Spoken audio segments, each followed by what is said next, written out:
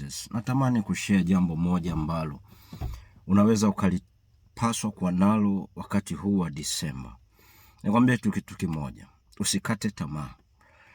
Fikiria pale wakati Yesu anavuka ng'ambo, yupo kwenye dhoruba na alipokuwa pamoja na wale wanafunzi wake.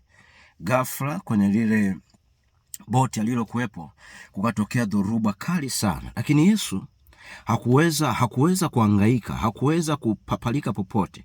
Aliendelea kulala, mawimbi yakipiga kile chombo kikienda.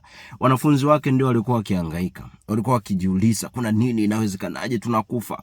Lakini baadaye wakakumbuka kwamba tuna mtu humu ndani ambaye yuko, kwa nini yeye ametulia? Ngoja nikwambie, inawezekana ukawa unapitia kwenye wakati mgumu sana. Inawezekana ukawa kodi unadaiwa. Inawezekana kabisa awe mahusiano ambao ulitamani umuoe, uolewe naye amekuumiza vibaya. Inawezekana ulitenda dhambi ukatoa mimba. Inawezekana umejikatia tamaa, sasa hivi uko barabarani unajiuza. Inawezekana kabisa kodi na hata ada ya shule inakusumbua. Inawezekana sasa hivi uko hospitalini, umelala, umewekewa milija. Inawezekana umeambikiwa kwamba mtoto wako hawezi kuzaliwa kawaida, anatakiwa ufanywe operation. Inawezekana kila hali ambazo unapitia ni ngumu. Inamkini unalia na umeshakata tamaa, ukasema mimi siwezi tena, ninaishia njiani, sifiki kule nakopaswa nifike. It is possible. Nikwambia inawezekana. Yote hayo unapitia, marafiki, watumishi, umesemwa, umetukana, yamkini mama yako mzazi, baba yako mzazi, ndugu zako wamekudharau wa kila namna. Ngoja nikwambie jambo moja mpendwa. Nikwambie jambo moja, wewe mtoto ambaye Mungu amekuumba. Yesu hakuhangaika na ile dhoruba. Yesu hakuhangaika na changamoto ambazo zinapigwa kutokana na kile chombo. Lakini bado alitulia. Jiulize, aliweza akatuliaje? Tulia. Hiyo vita sio ya kwako. Hiyo changamoto sio ya kwako. Yamkini Mungu ameruhusu ili akufundishe jambo fulani. Yamkini Mungu ameruhusu ili akuandalie njia njema zaidi. Yamkini Mungu ameruhusu ili kufikia ule ukuu ambao anataka ufikie, ni lazima upitie hapo. Usihangaike na hiyo hali. Usihangaike na mwenye nyumba. Usihangaike na situation. Usihangaike kuendelea kujihukumu. Wewe lala, kaa kimya.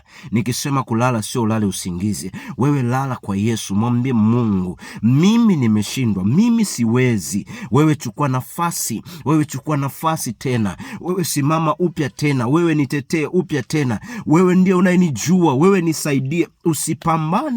Usipambane na dhoruba ndugu. Usipambane na hali. Huu ni wakati ambapo unapaswa kusimama na Mungu wako. Huu ni wakati ambapo unapaswa usisimame na changamoto unayopitia. Simama na Mungu. Mwambie Yesu, mimi siwezi. Mimi ninakutegemea wewe Mungu. Wewe uliyetoka katika roho, ukaingia mwilini, ukafa na damu yako ya uungu ikamwagika kwa ajili yangu. Mimi nimeinua mikono kwa ajili yako. Mimi nimejikabidhi kwa ajili yako. Wewe nitetee juu ya huyu mwenye nyumba. Wewe nitetee juu ya ugonjwa. Wewe nitetee juu ya huyu ambaye nataka kumuoa, huyu ambaye nataka niolewe naye. Wewe nitetee kwa haya maumivu nayoyapitia. Wewe nitetee kwa hawa ninaokata. Wewe nitetee kwa hawa wanaonitukana. Yesu, chukua nafasi. Mkabidhi yeye. Ninakwambia ukikabidhi yeye atakupigania. Haijalishi ni kazi, haijalishi ni changamoto gani.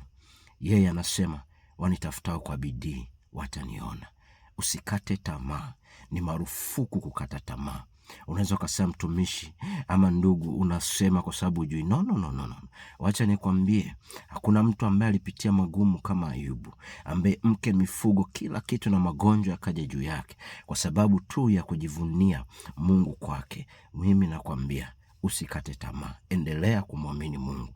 Endelea kumtumainia Mungu. Tamaa ukikata, umeshindwa. Simama na mwambie Mungu, chukua hii nafasi. Mimi najifunika ndani ya boti lako. Wewe pigana na hiyo dhoruba. God bless you.